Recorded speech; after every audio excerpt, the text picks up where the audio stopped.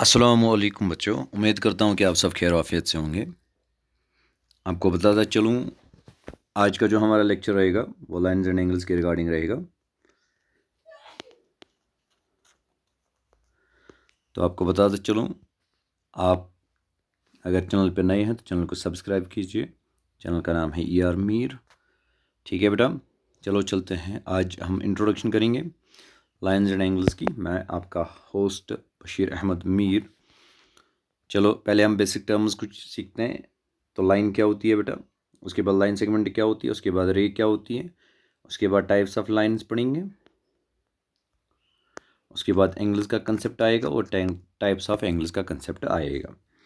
पहले हम देखेंगे सिंपली, अगर हमारे पास लाइन होती है, लाइन क्या है। ठीक है बेटा, तो लाइन है हमारे पास, it is the straight path extending in both direction with no end points. तो हमारे पास एक स्ट्रेट पाथ रहता है जो हमें बोथ ही डायरेक्शंस जाती है और इसका कोई एंड पॉइंट नहीं होता। या सिंपली हम कह सकते हैं लाइन क्या होती है। लाइन हमारे पास ब्रेडथलेस लेंथ है।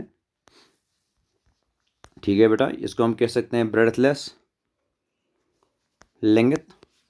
सो ब्रेडथलेस लेंथ की अगर हम बात करेंगे, ब्रेडथलेस इसकी ब्रेडथ नहीं होती, मोटाई नहीं होती, लेंथ इसकी होती है। बट एक और इम्पॉर्टेंट चीज़ है कि इसकी लेंथ जो है ये मेजरेबल नहीं है, इट इज़ नॉन मेजरेबल।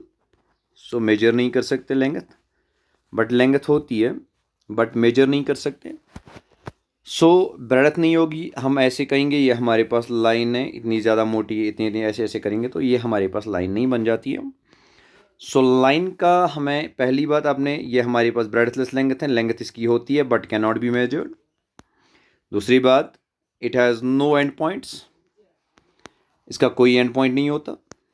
ठीक है बेटा, तो और एक बात कहूँ, इट इज़ यूनिडायमेंशनल।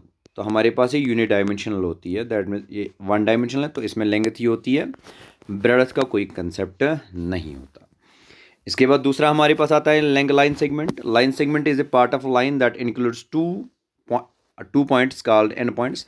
तो हमारे पास लाइन सेगमेंट, इसके बाद आता है लाइन सेगमेंट हमारे असल में पार्ट होता है लाइन का, जिसके हमारे पास दो एंड पॉइंट्स रहते हैं और उसके बाद इनके दरमियान जो भी पॉइंट्स आते हैं तो ये एंड पॉइंट्स इसके दो होते हैं। सो सिंपली अगर हम ये हमारे पास ये पार्ट लाइन का है तो यह भी हमारे पास ब्रेडथलेस लेंथ होगी। सो जब ये ब्रेडथलेस लेंथ हुई तो ब्रेडथ नहीं होगी, लेंथ होगी। तो बट यहाँ पे एक बात याद रखना, लेंथ कैन बी मेजर्ड। सो हम लेंथ इसकी मेजर कर सकते हैं और ये भी हमारे पास यूनिडायमेंशनल है और इसके हमारे पास टू एंड पॉइंट्स आते हैं। ठीक है बेटा, इसके बाद हमारे पास तीसरी जो आती है जिसको हम रे कहते हैं। रे क्या है, रे भी हमारे पास पार्ट ऑफ लाइन है बट इसका एंड पॉइंट एक होता है और ये कंटिन्यू होती है किसी भी एंड पॉइंट के वन डायरेक्शन में। जब एक साइड से जाती है ये कंटिन्यूस, चाहे इस साइड से जाएगी चाहे इस साइड से जाएगी, बट इसका एक ही एंड पॉइंट रहता है। तो as it is a part of line, so we can say that it is also breadthless length. So जब ये ब्रेडथलेस लेंथ हुई, ब्रेडथ नहीं है लेंथ होगी, बट यहाँ पे भी क्योंकि ये एक ही साइड में कंटिन्यूअस चलती रहती है तो इसकी लेंथ जो है कैन नॉट बी मेजर्ड। सो इसकी लेंथ जो है दैट इज़ नॉन मेजरेबल। सो उसके बाद हमारे पास आता है, ये तीन कंसेप्ट हमने सीखे। लाइन हमारे पास क्या है, लाइन हमारे पास क्या है, लाइन सेगमेंट क्या है, रे क्या है। लाइन हमारे पास एक स्ट्रेट पाथ है, या हमारे पास ब्रेडथलेस लेंथ है जिसकी ब्रेडथ नहीं होती और length can not be measured. Line segment है जिसकी ये भी ब्रेडथलेस लेंथ है बट हम इसकी लेंथ मेजर कर सकते हैं। रे भी हमारे पास ब्रेडथलेस लेंथ है और इसकी भी हम लेंथ मेजर नहीं कर सकते और इसका कोई एंड पॉइंट नहीं होता। इसके हमारे पास लाइन सेगमेंट का के दो होते हैं और रे का हमारे पास एक ही एंड पॉइंट होता है। तो अब हम पॉइंट की बात करेंगे। पॉइंट्स क्या होते हैं, point is an exact point or location, or we can say that points, what does pointers do? pointers हमारे पास ये चीज़ करते हैं that shows the specific location of anything। ठीक है बेटा, प्लान पे कोई भी चीज़ अगर हमारे पास कोई भी लोकेट करनी होगी सो वो लोकेट करने के लिए हम पॉइंट का उपयोग करते हैं। पॉइंट भी हमारे पास ना इसकी ब्रेडथ रहती है ना हमारे पास इसकी लेंथ, इट इज़ लेंथलेस एंड ब्रेडथलेस। ठीक है बेटा, अब उसके बाद हमारे पास आता है concept intersecting lines and non intersecting lines का। इंटरसेक्टिंग लाइंस का अगर हमारे पास कंसेप्ट आएगा तो इंटरसेक्टिंग लाइंस को हम कहते हैं लाइंस दैट क्रॉस। तो हमारे पास lines that cross that means वो इंटरसेक्ट करते हैं, तो एक पॉइंट जो जिनका रहता है पॉइंट ऑफ इंटरसेक्शन, जिस वाले पॉइंट पे ये इंटरसेक्ट करते हैं या क्रॉस करते हैं उस वाले पॉइंट को हम कहते हैं पॉइंट ऑफ इंटरसेक्शन। ठीक है बेटा।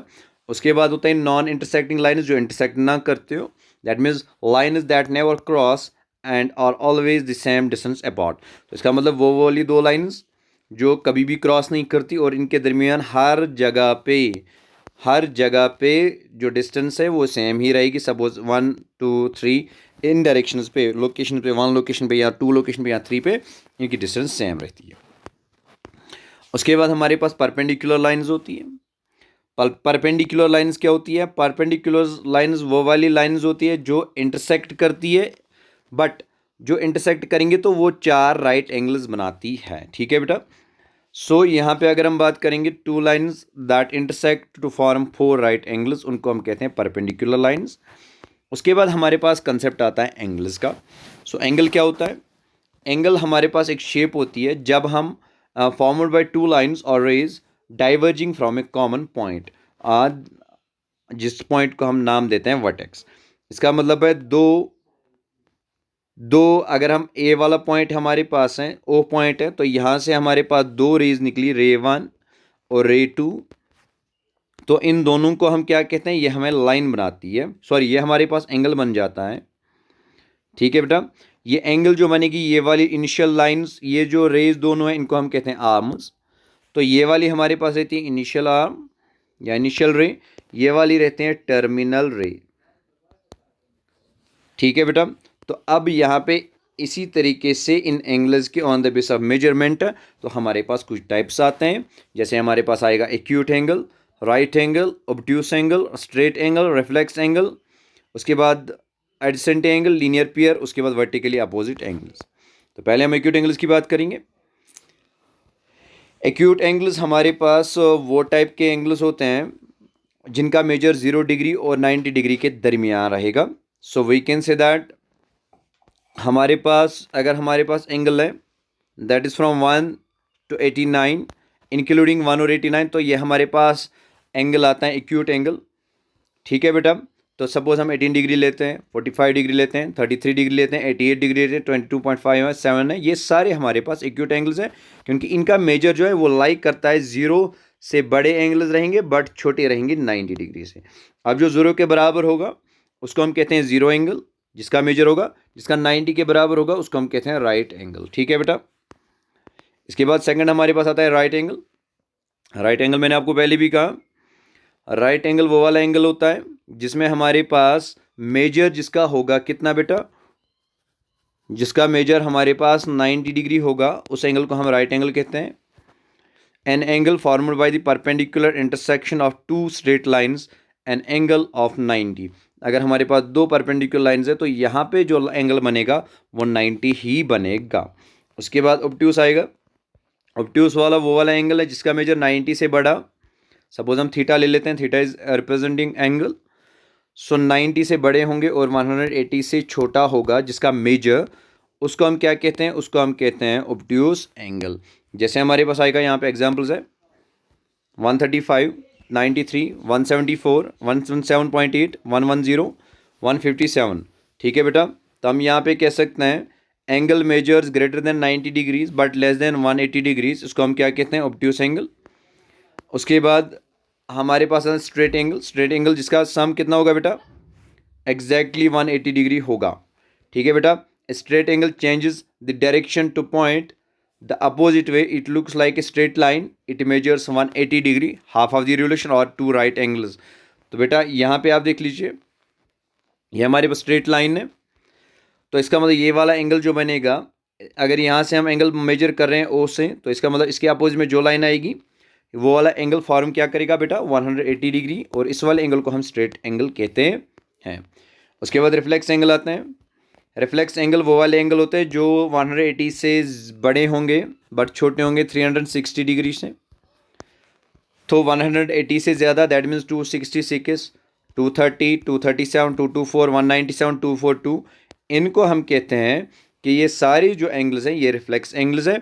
और मैं मतलब यहाँ पे डेफिनेशन के हिसाब से अगर हम देखेंगे reflex angle is more than 180 but less than 360, इसका मतलब 180 और 360 जो है इंक्लूड नहीं किए जाएंगे, 181 इंक्लूड किया जाएगा और 359 इंक्लूड किया जाएगा।